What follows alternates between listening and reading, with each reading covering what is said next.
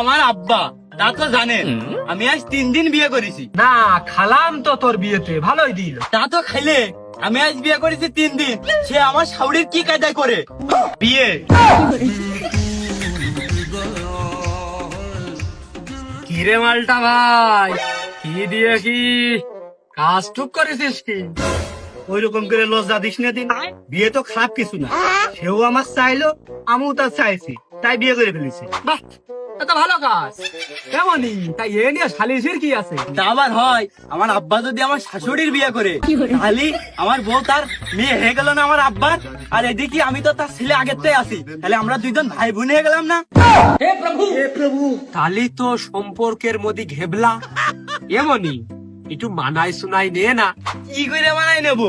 আমার বউ শ্বশুর বাড়ি আর আমার শ্বশুর বাড়ি এক জায়গায়, দুটি তাই আমার আব্বার শ্বশুর বাড়ি আর আমার শ্বশুর বাড়িও এক জায়গায়। তো কষ্ট মেনে নেওয়া যায় না। আমার যদি ছেলে পেলে হয় তাহলে আমার আব্বার দাদা কবে না নানা কবে, আর আমার আব্বার যদি ছেলে পেলে হয় তাহলে আমার মামা কবে না দুলোভাই কবে। এ তো মহা বিপদে বললাম। এর আগে এরম সালিশ তো আমার সামনে আসেনি। আমি কোন দিক পক্ষ নেবো এ তো মোলাম আমি। আমার বউ আমার সাথে ঝগড়া করে বাপের বাড়ি যাবে কি করে? বাপের বাড়ি যে ঘুরের মধ্যে ওই রাস্তাতে ঘুরে আসে কি আবার এই বাড়ি উঠবে? আরে বাপু, ঝগড়া না নাই করলে ঝগড়া নাই করলাম না, কিন্তু আমার যখন শ্বশুর বাড়ি জাতি মন যাবে তখন আমি কোনে যাবো? আরে যা তুই আমাকে বাড়িতে আসেন, যা তোর পাস। এক তো রান্ধো না, খালিশ করে পোল্ট্রি ছাপিয়ে বেড়াও, আমার বাড়িতে আমি মূল্য খাবো?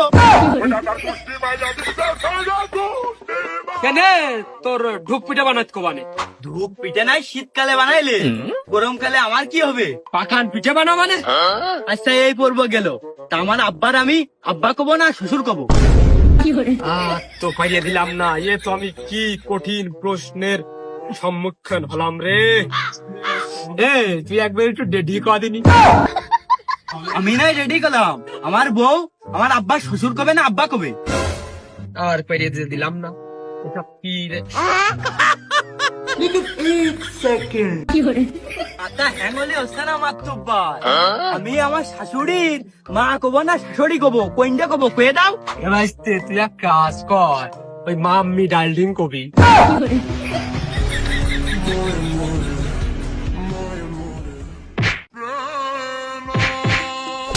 আমার বউ তার নিজের মা শাউড়ি কবে না মা কবে, কোনটা কবে?